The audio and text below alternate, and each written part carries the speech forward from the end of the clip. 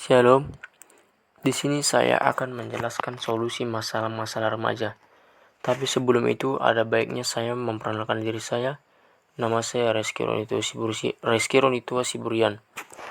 Baik, saya akan menjelaskan materi solusi masalah-masalah remaja untuk memenuhi mata kuliah Pak Dewasa yang diampu oleh Ibu Damayanti Namawan MPDK. Langsung saja. Pengertian remaja ditinjau dari sisi psikologis.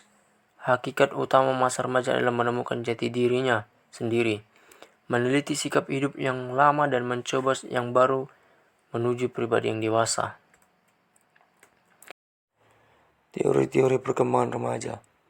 Ada 4 teori utama mengenai perkembangan remaja, yaitu psikoanalisis, kognitif belajar, sosial dan tingkah laku, serta ekologi. A. Teori psikoanalisis, artinya di luar kesadaran dan sangat diwarnai oleh emosi. 2. Teori kognitif, artinya teori kognitif mementingkan pikiran-pikiran sadar mereka.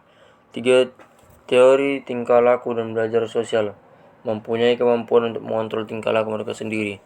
Teori ekologi yang terakhir adalah pandangan perkembangan sosial kultural yang terdiri dari 5 sistem lingkungan yang berkisar dari masukan kecil dari interaksi langsung dengan agen sosial sampai pada masukan dari budaya.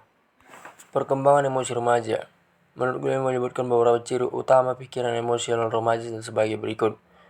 Pertama, respon cepat tetapi ceroboh. Dikatakannya bahwa pikiran yang emosional itu ternyata jauh lebih cepat daripada pikiran yang rasional. Karena pikiran emosional sesungguhnya langsung melompat bertindak tanpa mempertimbangkan apapun yang dilakukannya. Mendahulukan perasaan kemudian pikiran. Pada dasarnya pikiran emosional sesungguhnya membutuhkan waktu sedikit lebih lama dibandingkan pikiran emosional, sehingga dorongan yang terlebih dahulu muncul adalah dorongan hati atau emosi.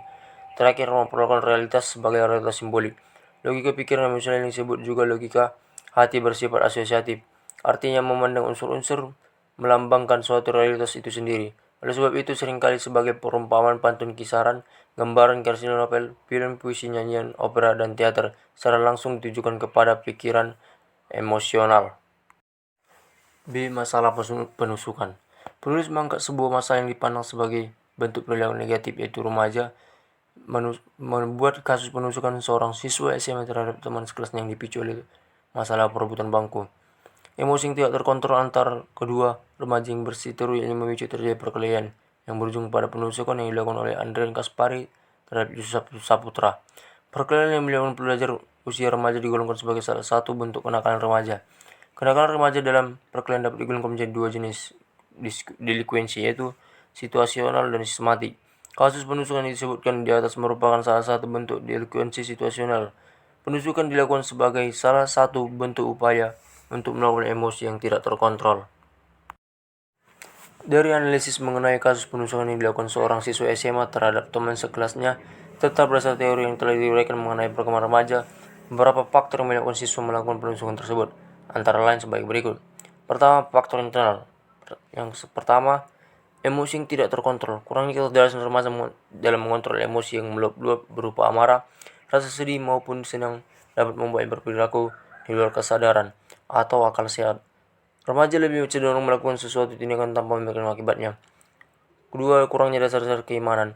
Agama merupakan suatu hal yang sangat penting untuk diceritakan karena agama merupakan salah satu benteng diri.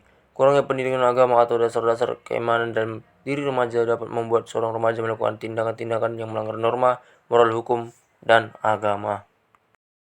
Solusi masalah.